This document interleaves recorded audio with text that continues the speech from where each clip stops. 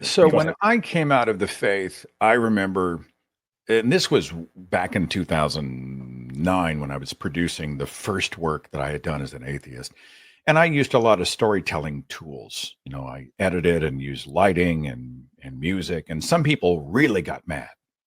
And they're like, why are you trying to appeal to my emotions? I came out of one manipulative environment. The church tried to lead me around by emotion. We're creatures of logic, logic, logic, data, data, data. Why would you use all of these things? And I just blanched at that because I thought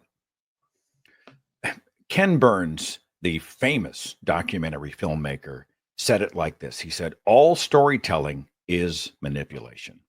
If I tell a story in front of a crowd of 600 people, or if I produce a video or do a specific podcast, and I tell you a story, I want you to lean into it. I want to engage all the senses. I want you to take the journey. Some would call that manipulation. I'm not doing disingenuously. I'm not lying to you, but I'm trying to engage the heart.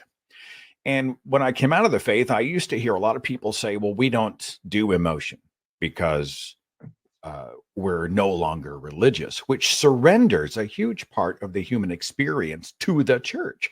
I think the difference is that we don't allow emotion to lead us around by the nose. That's the goal. But it's okay to feel something about the things we think about. I was talking to David McRaney, who wrote the book How Minds Change, and he said it like this: it is impossible to change minds without engaging emotion, because how we feel about things affects how we think about things. And I Mhm. always try to encourage people, it's okay. I want someone to feel something about the things we think about. I want them to feel pain and grief by the marginalized. I want them to have hope for the future. I want them to experience the full spectrum of humanity in this finite life on this earth. And we don't surrender, the awe and wonder and the grief and the heartache and the pain and the hope and the goodness. We don't surrender that to religion because it's a human thing, not a religious one.